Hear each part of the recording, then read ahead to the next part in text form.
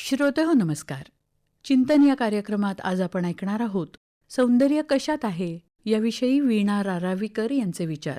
कोणताही सण किंवा एखादा घरगुती समारंभ जवळ आला की समस्त महिला वर्गाच्या कामाच्या यादीत एक महत्त्वाचं काम असतं.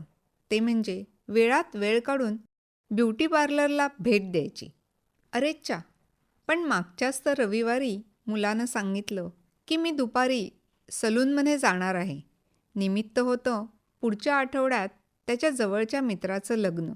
सध्याच्या काळात मुलांसाठी सलूनमध्ये जाणं म्हणजे केस कापणं एवढीच गोष्ट राहिली नाही. मुलंसुद्धा चेहऱ्याचा, हातापायाचा मसाज असे अनेक प्रकार करून घेतात. सुंदर दिसणं ही काही फक्त महिलांची मक्तेदारी राहिलेली नाही. सुंदर दिसण्यासाठी पुरुषसुद्धा तितकीच स्वतःची काळजी घ्यायला लागले आहेत. पूर्वी लग्न म्हटलं की वधूची रंगरंगोटी ठरलेली असायची. आता याला वराचाही अपवाद राहिलेला नाही. बाजारात मुलांसाठी देखील त्यांच्या पेहरावाला साजेसे अलंकार, आभूषणं, सौंदर्यप्रसाधनं मिळू लागली आहेत. प्रत्येकाला सुंदर दिसण्याचा अधिकार आहे. स्वतःच्या आनंदासाठी मेकअप जरूर करावा, परंतु मी सुंदर दिसते का यासाठी दुसरा कुणाच्या पावतीची काय गरज? नटण्या मुरडण्याची हौस मुलींना लहानपणापासूनच असते. आपण सुंदर दिसलं पाहिजे अशी नैसर्गिक ओढ स्त्रीला पुरुषांपेक्षा नेहमीच अधिक असते. स्त्रीचं रूप आणि पुरुषाचं कर्तृत्व बघावं असं पूर्वी सांगितलं जायचं. सध्याच्या सोशल मीडियाच्या काळात मात्र अनेकांना वरलिया रंगाची भुरळ पडते. पण खरं सौंदर्य नटण्यात नाही तर विचारांमध्ये आहे, प्रेमानं बोलण्यात आहे. आपला नकार देखील रुजू शब्दात ठामपणे मांडण्यात आहे. आपलं मत योग्य रीतीने समोरच्या माणसाला सांगण्यात आहे.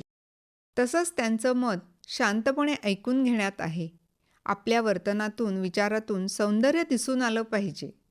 अरुणिमा सिन्हा आणि कल्पना सरोज कोणाला माहीत नाहीत? शारीरिक अपंगत्वावर आपल्या मनाच्या सामर्थ्याने मात करत आपलं सौंदर्य खुलविणारी अरुणिमा, तर आपल्या आयुष्यातल्या अनंत अडचणींचा सामना करत स्वबळावर यशस्वी उद्योजिका झालेली कल्पना सरोज. आत्मविश्वासानं जगणाऱ्या स्त्रीत सौंदर्य असतं, तितकंच स्त्रीला आत्मसन्मान देणाऱ्या पुरुषात सौंदर्य असतं. आपल्या कामावर श्रद्धा, निष्ठा असली पाहिजे. त्यातून आपलं सौंदर्य उठून दिसतं. जेव्हा घरातली सगळी माणसं आपलं घर स्वच्छ, सुंदर, नीटनेटकं ठेवतात, तेव्हा त्यांच्या घरी गेल्यानंतर सकारात्मक ऊर्जेच्या सौंदर्याचा साक्षात्कार होतो. समाजसेवक अनाथ मुलं, एकाकी वयोवृद्ध लोक यांची सेवा करतात आणि त्यांचा दुवा मिळवतात. गायिका आपल्या सुरेल गोड आवाजाने रसिकांना मंत्रमुग्ध करते. नर्तकीचा पदान्यास आपल्यालाही ठेका धरायला लावतो. या सर्वातून काय दिसतं? सौंदर्य बाहेर कशात नाही तर मनात असतं. सौंदर्य बघणाऱ्याच्या नजरेत असतं. सुंदर असते ती दृष्टी. या दृष्टीबरोबर संवेदनशील मनही हवं.